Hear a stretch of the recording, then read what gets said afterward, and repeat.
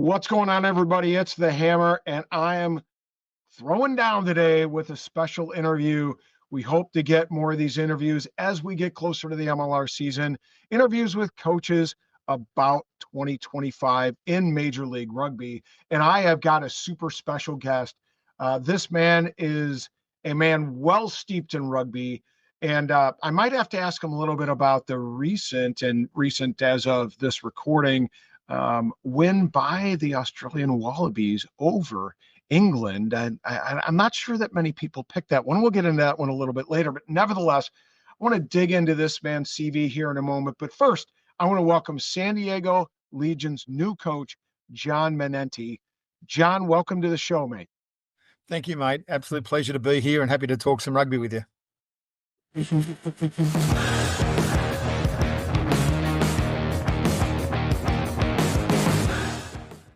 Absolutely. Or, well, for our American friends, we'll probably just be calling it footy for most of this episode. So that, just get used to it, folks. Just get used to it. But yeah, well, let's dig into that CV a little bit, because I'm not sure how many people know too much about your background, where you come from, your experience, and all that you've accomplished in your career. And that's what people want to find out about, in addition to finding out about where the San Diego Legion ship is going to be headed in 2025. So let's get a little bit of a rundown. Of course, you played your senior career at the Western Suburbs, a little bit, and Sydney University, and then were involved in coaching the Australian women, Greater Sydney Rams, Eastwood, Australian Women's Sevens, and Australia Sevens. And if I'm not mistaken, you won a 2010 Women's World Cup with the Wallaroos in England. I better stop. No. I better stop there. We came third. Bronze medal. And third, which was and is probably the best result for our Wallaroos. We lost to England in 9-3 off the top of my head, 9-3, and then we beat the French, which was fairly significant for a young Australian team with not much experience compared to those European teams. Yeah, correct. I'm sorry. My apologies. Yeah, France 22-8. I'll take the win if you want to give it to me. But a few people might get upset with it. The show's all about you, mate. You can do whatever you like. But you coached in the Shoot Shield Australian Club Championship with Eastwood. I mean, that says a lot about your CV, what you've accomplished. Obviously, you coached at some of the highest levels. I gotta, off the cuff here, I gotta ask you, John. So those that don't know, I've been coaching girls wrestling here at the high school level. Is there a big difference between coaching men's and women's in rugby, or are they just all athletes? There is, and when I started, when I say started, I did some 2006 and 7. I was the assistant coach to the women's 15s, and then took over as head coach. We went to the World Cup, and when I started, they were craving to be treated like the men, as in they wanted me to talk to them like I would the men, to be hard on them like I would the men, and really, be no different to them, which was really good, because that's the environment I was used to, And then as I got into the sevens, I actually discovered that they are different. I mean, they're really big on feedbacks, far greater, desired, far greater. And there's also a mentality, which we talk about, it's not my philosophy, it's not my invented term, but, they've got to feel good to play good, whereas the blokes have got to play good to feel good. So that was the probably the biggest thing is getting them, feeling good, which meant, looking nice and comfortable and, really happy with their surroundings. And then they could go and produce a performance. Whereas men's teams, they want to win, and if they win, then they feel good, and it sort of works the other way around. So I can't recommend it enough for anyone who's on a coaching pathway to get involved and do some time with women's programs, whether it's 15, 7s, whatever, because it challenges you. You can't assume they know things that somebody might have, like a 10-year-old boy might have been playing rugby for 10 years when you get him at first grade at 20. Like I said, a 20-year-old rugby guy might have been playing for 2 years. So you can't make assumptions that they know things. So it really teaches you to coach. It teaches you to feedback, to give really clear directions. And if you don't, they'll challenge you way more so than guys will. So it's a great tool for people to do. If you're looking for an opportunity to grow and develop your coaching, go and coach some girls for a season, a month, a tournament, sevens, whatever. 100%. I couldn't agree with you more. It's been one of the more rewarding coaching experiences that I've had in my coaching career. I got to ask you this now. We were talking off camera, folks. John has four kids, and they're all, he's about my age. So, they're growing into adulthood, and he has a daughter. Is it just one daughter, John? Yeah, just like 3 boys and then a girl. Gotcha. So she was well defended while at school, I'm sure. But I got to ask you, did it help, do you think, when you coached women to have that experience, to have had raised a daughter or raising a daughter and be able to transfer some of those understandings? Yeah. I was sort of, I had 2 sisters growing up. And I suppose I had, being one boy and 2 girls, I suppose I got used to how they operate and how they work. I learned very early in the piece that tears can be turned on and off really quickly with the girls, and that tears didn't necessarily, mean there was something dramatically wrong. It was just part of their emotions and everything else. A lot of the lessons I learned with the sevens girls were really handy in bringing my daughter up, and she'll probably reckons I'm pretty tough on her. Sometimes I treat her like a player because I'm on the road and travel with them for so long. But I think it's been helpful both ways. It's helped me in parenting and being a dad, and it's probably helped me. She's helped me be a lot more compassionate and understanding around the growth and development of a young girl. That's brilliant. I love to hear that, and it's great to see that transference of skill set work both ways, both as a parent as well as a coach. Now, I got to ask John, before we get into the meat and potatoes, talk more about MLR, Major League Rugby, folks, and more specifically the San Diego Legion. I got to ask, sevens, 15s, do you have a preference? No, not really. I was really surprised how much sevens I took to sevens. Like originally it was just, it was an opportunity to get into a professional program. I'd had a pretty successful run. I'd won 3 premierships in the Shute Shield out of 4 or 5 years. And I was really looking for an avenue to get into professional rugby. And this opportunity came up, and I thought it would be a couple of years, bit of learning, being around a professional environment, and then moving back to 15s. And, as it was, I loved it and really got stuck into it. And you sort of, it's a wonderful world, the sevens world. You tour the world. You're in a hotel with 12 or 16. It used to be other teams, and you get to meet guys and coaches, and it's just a wonderful experience.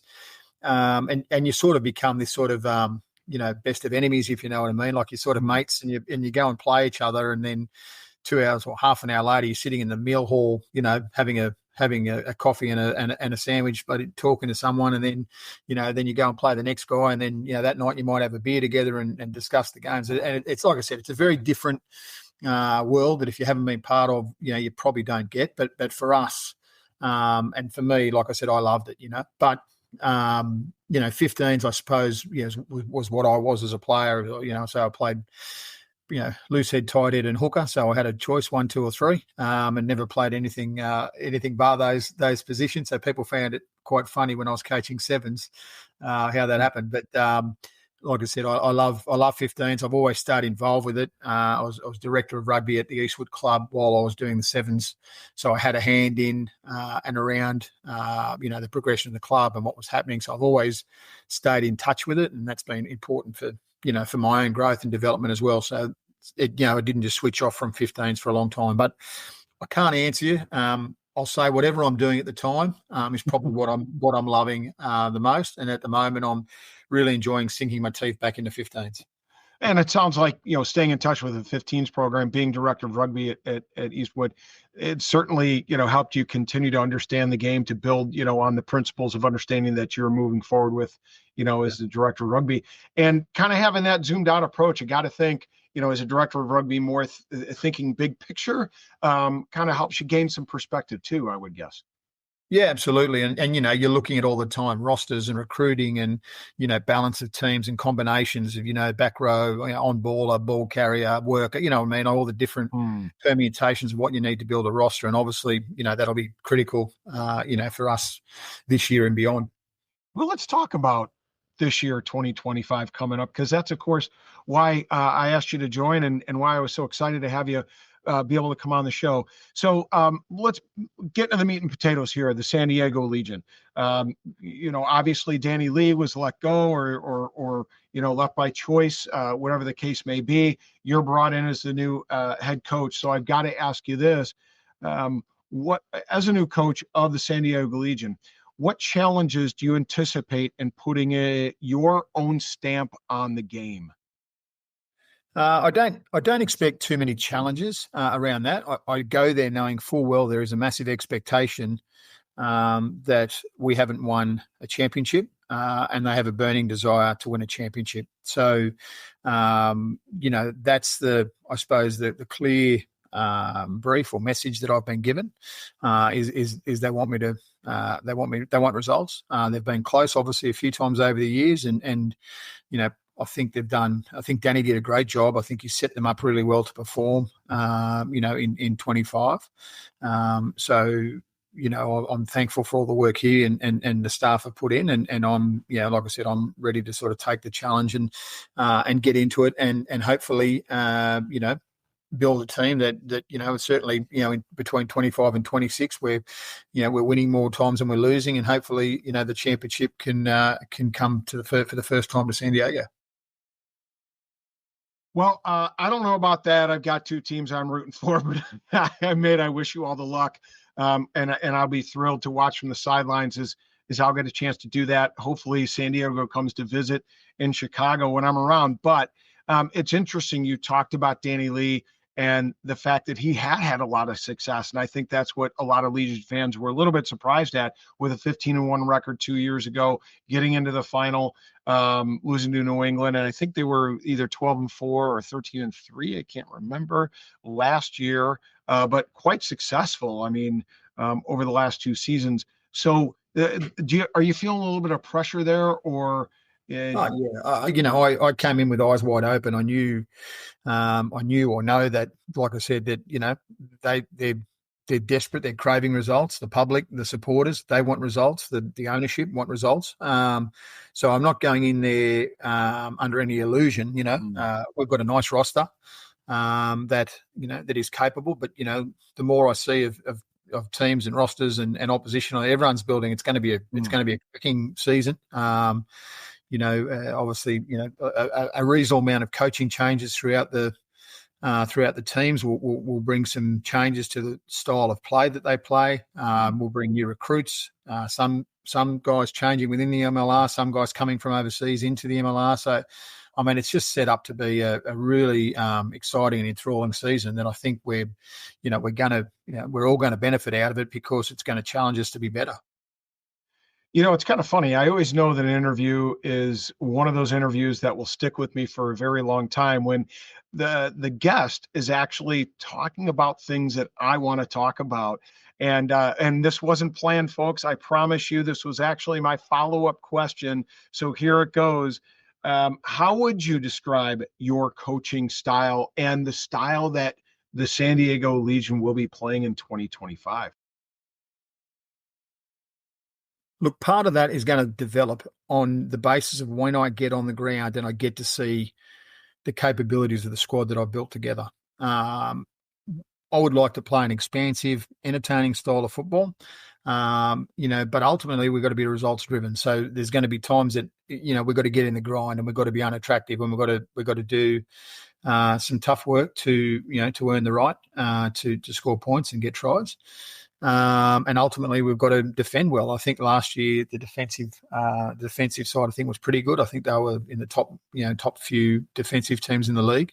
But again, if you want to win championships, you've got to be the best defensive team in the league. So there's various parts to that. Like I said, it's not as simple as saying one thing, because, like I said, I have to keep in stock of what my talents are. And at the end of the day, I've watched games played, but we've got a roster of obviously 30-something players, and I don't know a lot of them yet, and I haven't seen a lot of them yet. So until I see the capabilities of them, I don't want to say we're going to be all out attack and da da da. But I do know that I like to play expansive rugby, and obviously coming from sevens, I have a really high expectation around skill sets from everyone across the park, being able to catch and pass and win the collision and all the basics, being brilliant at the basics, basically. So, yeah, like I said, if we can do our fundamentals really well and I can get enough growth and development in them there, then we can play an expansive game of football and hopefully something that the San Diego Legion fans really enjoy. Well, you hit the nail on the head there. I truly believe that the folks in San Diego, the people that play rugby in San Diego, will love to see an expansive style, and they won't mind every once in a while if you have to call Rassi and ask him how to play that unattractive style every once in a while and kick for territory. Yeah. It's a reality. Yeah. We've probably all watched a fair bit of international rugby over the weekend, and we might even chat about it later. But I think there is a tendency to play test match footy, so to speak, at when I say club level, MLR level, or whatever it be, which is being very territory based, kicking the ball away, getting in the 22, driving lineouts. Which the reality is that's where the game is at the moment. But like I said, if you can add some dimensions to that, if you can be prepared to be brave enough to attack, from various parts of the field and counterattack, like I said, I think the rugby public are going to love it. Well, it's interesting that you talk about that international style, yet we know and understand that the MLR has a point system for that table, right?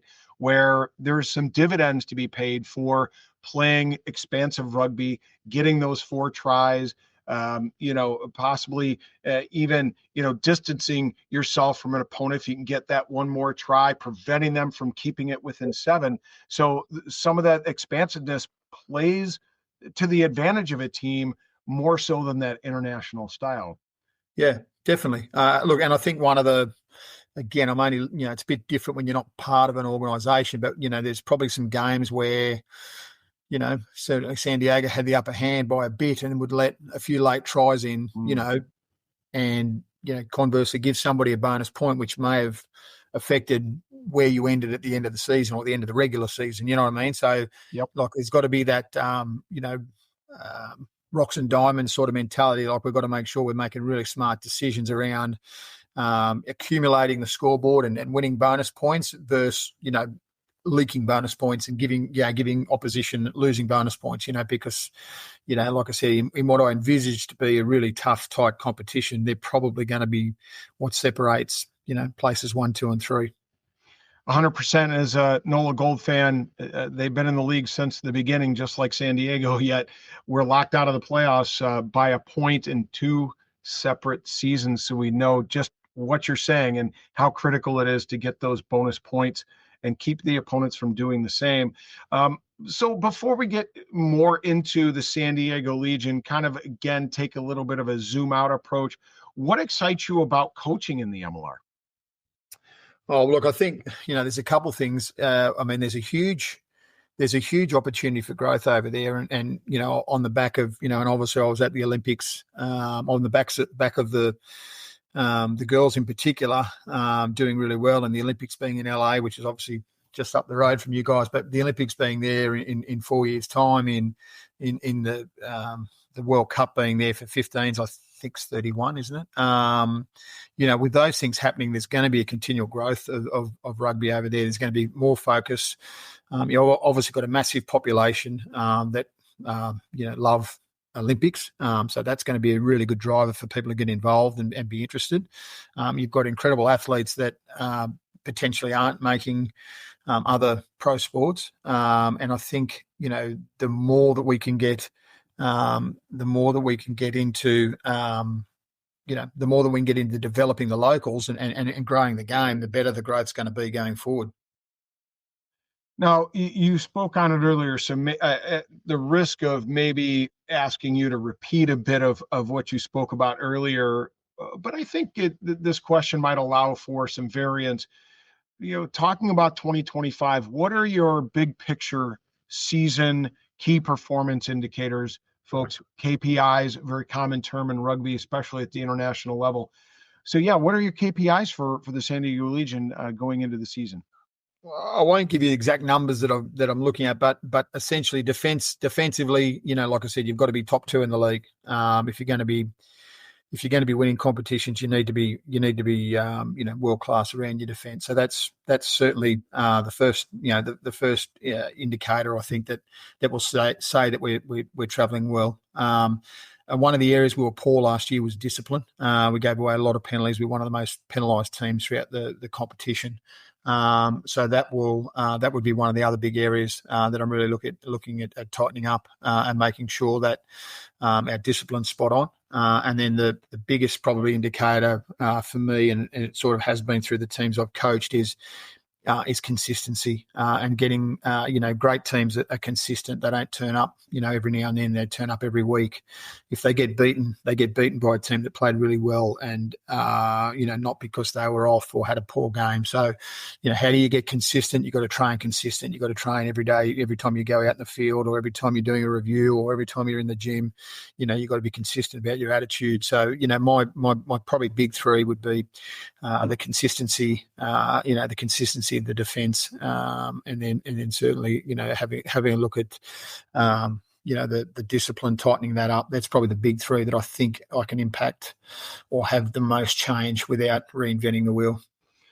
Well, that's really interesting, John, because this just last week, a good friend of the show, James Dealey, actually a Toronto man, lives in Canada, but he's English by birth, does a lot of work with, he's called the MLR Stats Man, and he actually released some data, some statistics on the league over the course of 7 seasons about yellow cards, red cards, and penalties.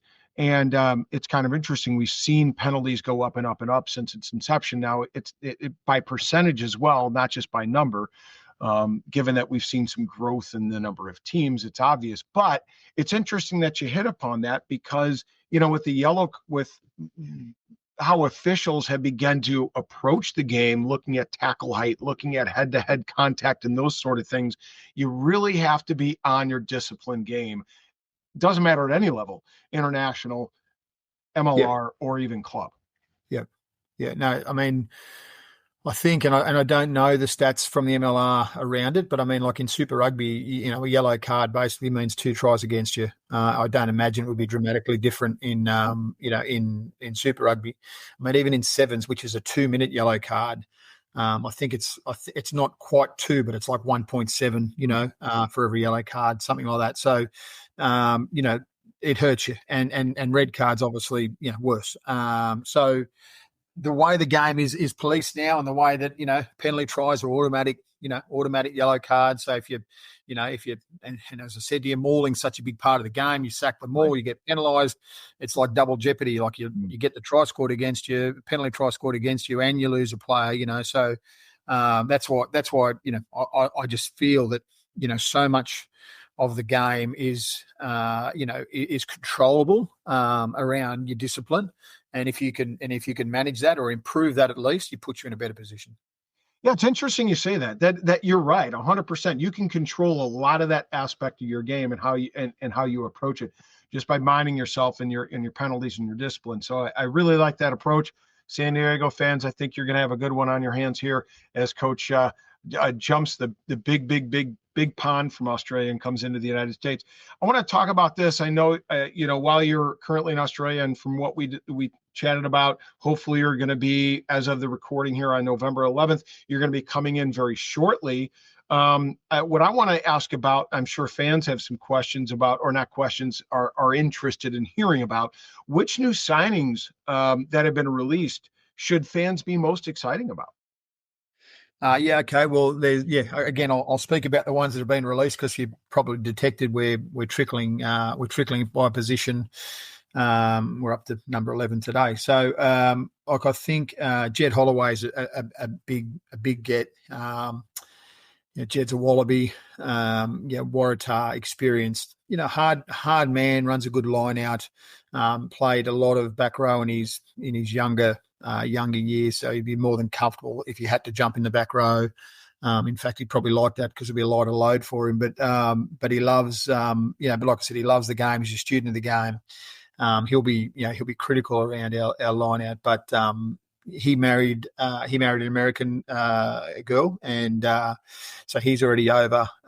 She's actually down Florida way, so he's over there at the moment with her, and he's looking not only obviously playing for us over the next couple of years, but he's looking at having, a really big involvement in American rugby, given that he's probably going to spend the rest of his life over there, and raise his kids over there and that sort of stuff. So that's a big, exciting one. I've got, a couple, and I say, Shiloh Klein is he's just got capped for the first time a hooker out of, I want to say American obviously, but he comes back, so I'm really excited about what he will bring to us. And with Huey Roach gives us a real double punch there at hooker, which is going to be interesting. Brad Wilkin, a back rower from Australia, can play 6, 7, 8. All really well. Played Australian sevens before my time. Played for the Melbourne Rebels and some Australia A stuff. Again, really smart footy player that will add value not only on the field but around the dressing room, and really be helpful for some of the young back rowers there that are progressing really well. Portavan and Paddy Ryan. This guy will be goal for them. Juddy comes back at halfback. I didn't obviously see him 2 years ago, but I got told he was, as good as any halfback in the league a couple of years ago. So excited to see what he brings. And Nick Juiced is another one who's going to be announced. I've jumped the gun. Nick Juiced will come out tomorrow.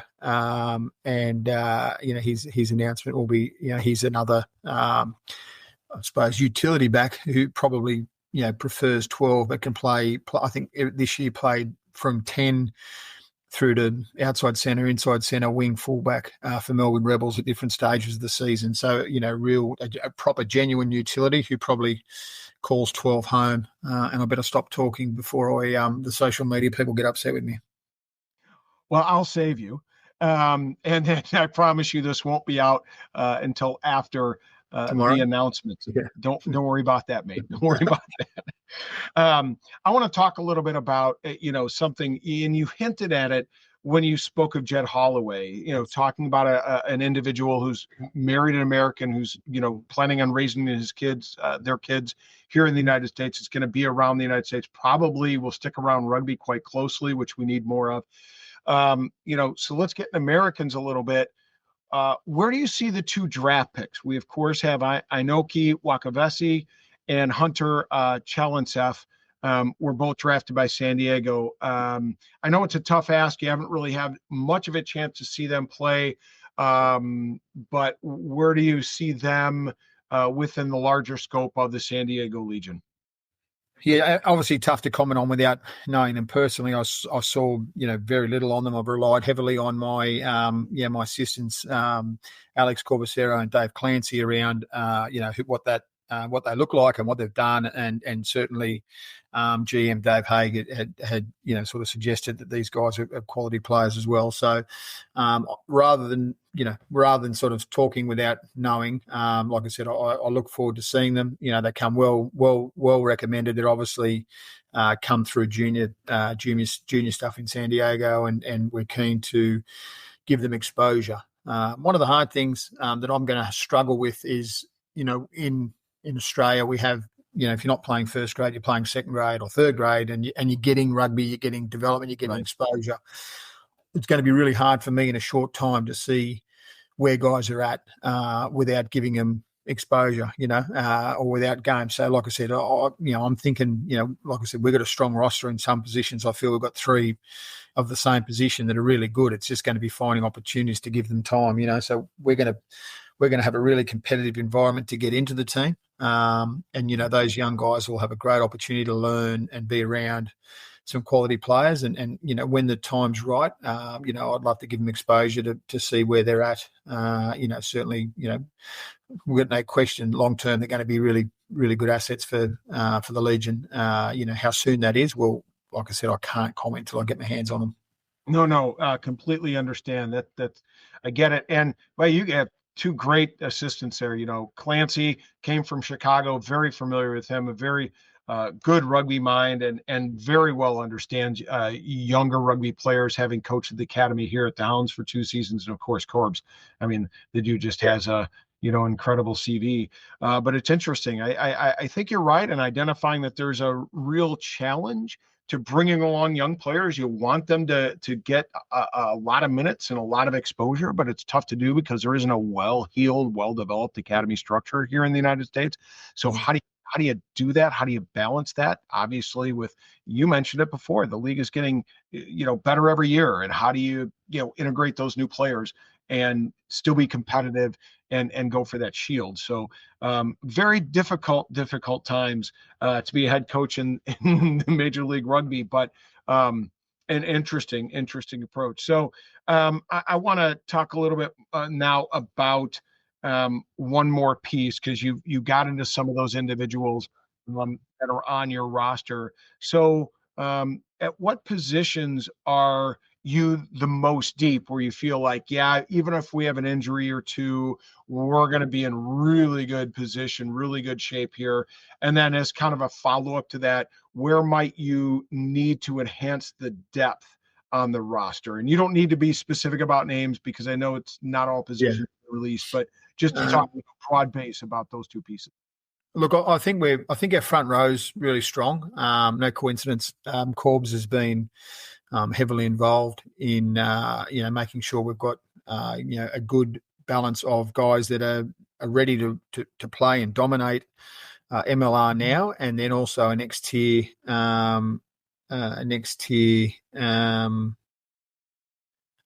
of props that are well prepared, so that are there injuries or are there opportunity, these guys can step up and go. So I think that's really important that we have that. And like I said, so I think their front row is really, really strong, 1, 2, and 3, and a good balance of domestic and overseas. I think all our loose heads are domestic. 2 of our 3 hookers are domestic, and one of our 3 tight heads is domestic. So there's a good balance there. Means we can rotate them and give them opportunities, as well as obviously being a front row myself, I realise that the importance of making sure your scrum's got dominance or parity at worst. So I think that's one area we're really strong in. I think the other one's probably our back row. Like I said, we've got I named Paddy and Paddy Ryan and Poitevin, Christian Poitevin already. Adding the other guys that were there in the back row, plus we've got another number 8 from Sydney coming over, plus some of the local guys. So we've got really good strength in the back row and lots of versatility if we need jumpers for line out, if we need ball carriers, if we need on ballers. I've got a nice ability there to mix and match that crew there. So I think that's probably our 2 stronger areas. But that being said, I'm really happy with the roster. Like I said, centres are being announced over the next few days. But again, I feel we've got some pretty good coverage and depth there, and some exciting outside back stuff still to add as well. You hit upon, I was a back rower myself, and was certainly one of my favorites for a number of years, as long as he's been here in the MLR, and he was with the Giltinis originally, was of course Christian Poitevin. He was one of my favorites to watch. I just think he has an incredible motor, just as a ball hawk, knows where to be, knows what kind of lines to run, and he can certainly tackle. And Paddy Ryan, that man had a screamer of a game. Portugal this last weekend, and the versatility he showed. He can play 7. He can play 8 now. Man, lights out. He played 6 in the Pacific Cup, right? So, so yeah, that's right. And Christian's probably more an out and out 7. Yeah. Like I said, we've got a couple big, knock them down number 8s that can give us some punch. And like I said, Paddy showed what he can do there. So we've got, and with Brad Wilcombe, we've got some nice versatility there. And like I said, different teams we'll need different, we might have to play two fetchers against one team. We might have to play two big boppers against another team. You know what I mean? Like we've got some flexibility around how we want to do that and how we want to attack teams. Awesome. Well, it certainly sounds like you have an incredible handle on what your roster looks like, the kind of game you want to play, your approach to 2025, and certainly some of the big picture goals that you have for the boys in 2025. I can't wait to see the San Diego Legion play. And you know what? I know there are a lot of cohort fans out there. Marcus, I'm throwing a shout out to you that you can't wait until the Legion hit the grass.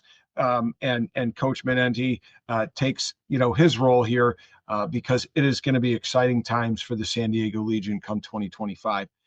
Coach, I want to thank you so much for taking a little bit of your valuable time. I know it's being compressed certainly now as you look to the American shores, but I wish you safe travels. And again, I hope we get a chance, given the schedule, to meet face-to-face this season and talk a little bit more about rugby.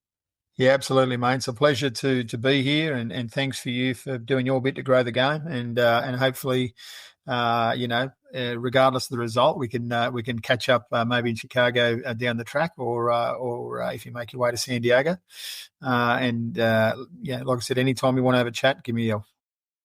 Well, I sure appreciate it, and again, it's like unagi, right? We aim to grow rugby one fan at a time. It's because your willingness to join us that we're able to do that. We again sure appreciate it. We wish you all the best, all the luck, safe travels. We wish you well to your family. And I know it's going to be tough on them, but certainly they will enjoy San Diego. I do know that when they roll into the States. And folks, we're going to be back with this series. We're going to try to keep the coaches coming, dig into this season of 2025. I know everybody's itching at the bit to get to that point this spring. It should be starting in mid-February, and we're looking forward to it. But nevertheless, thanks again, Coach. We appreciate it. Good luck to you. And with that, folks, we will see you at the next.